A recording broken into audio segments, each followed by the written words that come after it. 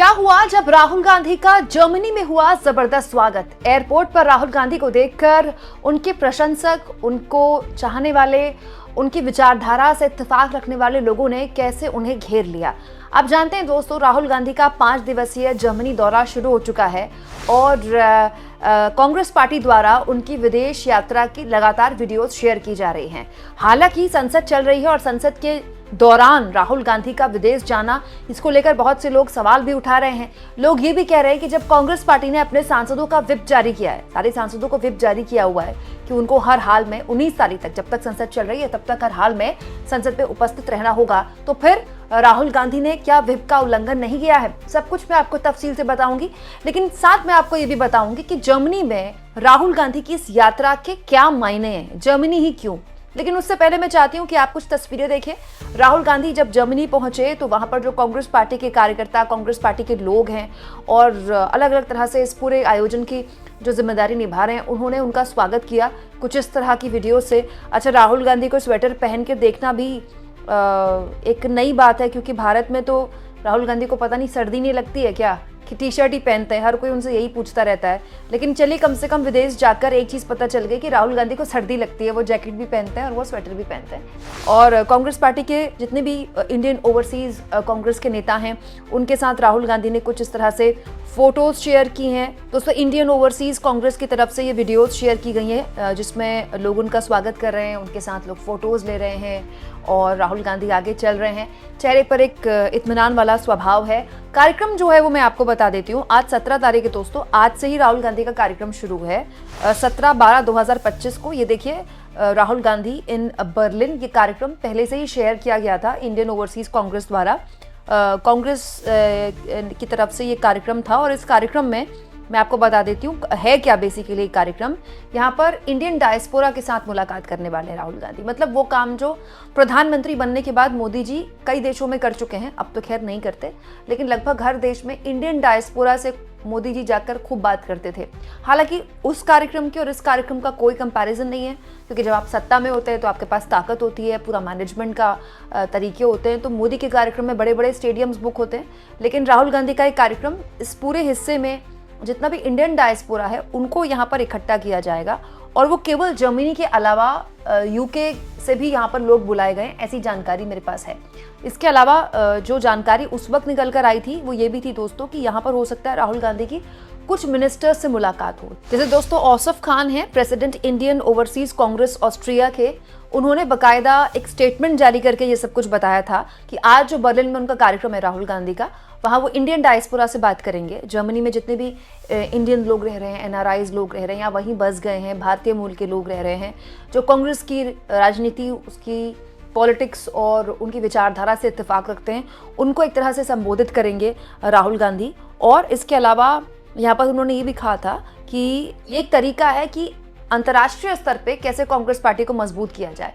दोस्तों, ये आरएसएस भी करती रही है। मतलब आरएसएस आज से नहीं, मतलब सालों से विदेश में कैसे अपनी आइडियोलॉजी को बढ़ाया जाए, बीजेपी भी करती रही है। अब आप सोचिए, प्रधानमंत्री मोदी जब विदेश जाते थे पहले और जो स्टेडियम्स बुक होते थे, सरकार तो बुक नहीं करती थी ना, कोई तो बुक करता होगा।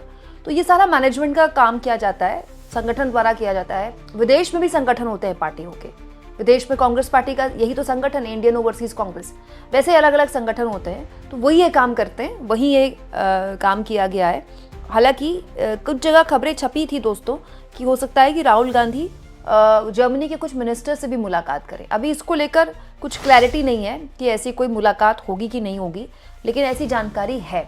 जो जानकारी है दोस्तों वो ये है कि राहुल गांधी का ये जो पूरा कार्यक्रम है, ये इंटरनेशनल आउटरीच स्ट्रैटेजी, एक स्ट्रैटेजी है कांग्रेस की, इंटरनेशनल आउटरीच स्ट्रैटेजीज के तहत विदेश में रह रहे भारतीयों के सबके परिवार यहाँ होते हैं, उन तक पहुँचने की एक जोर आजमाइश है। इसीलिए राहुल गांधी की विदेश यात्रा इन दिनों काफ़ी होती है और इसीलिए वहाँ पर इंडियन डायस्पोरा से बातचीत करने वाले हैं राहुल गांधी। और वो केवल भाषणबाजी नहीं होगी, 1-to-1 बातचीत भी होगी। यहाँ पर केवल जर्मनी के लोग नहीं होंगे, यूएस, यूके और साउथ ईस्ट एशिया के लोग भी हो सकते हैं, ऐसी जानकारी यहाँ पर निकल कर आई है।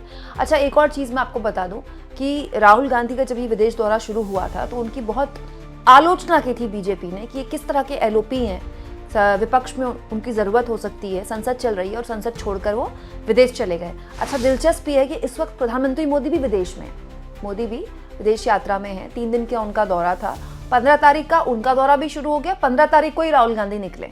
तो राहुल गांधी के साथ साथ प्रधानमंत्री मोदी भी विदेश में थे, लेकिन राहुल गांधी को लेकर बीजेपी ने ये सवाल खड़े किए थे कि विपक्ष को उनकी जरूरत हो सकती है, संसद चल रही है और संसद छोड़कर विदेश जा रहे हैं, जबकि पीएम खुद भी विदेश थे। हाँ, यहाँ पर मैं आपको बता दूं कि इसे लेकर जब आलोचना हुई थी राहुल गांधी की, तो सलमान खुर्शीद सामने आए थे। तो सलमान खुर्शीद विदेश मामलों के जानकार भी हैं और पूर्व में यूपीए की सरकार में एक्सटर्नल अफेयर मिनिस्टर रह चुके हैं, मतलब विदेश मंत्री, जो कि आज एस जयशंकर है। तो उनसे जब ये सवाल पूछा गया कि क्यों कंट्रोवर्सी की जा रही है कि राहुल गांधी को जर्मनी नहीं जाना चाहिए था इस समय, राहुल गांधी विदेश क्यों जाते हैं, तो सलमान खुर्शीद ने कहा था कि ये तो एक बहुत अच्छा मौका है भारत सरकार के लिए कि जर्मनी में न केवल प्रधानमंत्री या भारत सरकार का कोई मंत्री जा सकता है, बल्कि राहुल गांधी भी जा सकते हैं, क्योंकि राहुल गांधी भी वहां पर भारत को ही रिप्रेजेंट करेंगे ना। राहुल गांधी वहां भारत के लोकसभा के एलओपी के तौर पर जा रहे हैं। तो ये तो एक तरह से जर्मनी और भारत के संबंधों की और गहराई और मजबूती को दिखाता है। तो इसको तो भारत सरकार को एक मौके की तरह लेना चाहिए और इससे हो सकता है कि वहां पर कुछ इन्वेस्टर्स से राहुल गांधी की मुलाकात हो, तो इससे भारत में इन्वेस्टमेंट भी आए और जर्मनी और भारत के रिश्तों में मजबूती भी आए। तो इसमें किसी को क्या आपत्ति हो सकती है? Mr. Rahul Gandhi has a stature across the globe. Now, if you are Prime Minister of a country like India, inevitably you have a reach across the globe. But somebody who has not been Prime Minister yet is leader of opposition, having that kind of outreach and demand itself is a very significant thing, and I think India should be using it to its own advantage rather than running down any such decision that's taken after great thought and consideration.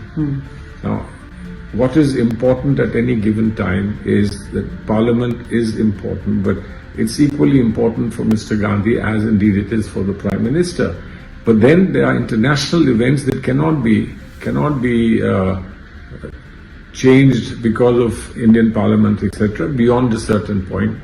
So when a decision is finally taken after much thought that this is an important event and it should be an event that should not be missed, I think for somebody to then raise queries about it and questions about it is completely uncharitable, unkind, and I believe unreasonable. अब सवाल ये उठता है कि जब whip जारी है कांग्रेस के सभी सांसदों को, तो फिर राहुल गांधी विदेश कैसे जाते हैं? दोस्तों, बात ऐसी है कि व्हिप जो होता है वो एक लाइन का एक स्टेटमेंट होता है जो पार्टियां जारी करती हैं अपने सांसदों को कि इस डेट से इस डेट तक आपको संसद में हर हाल रहना है।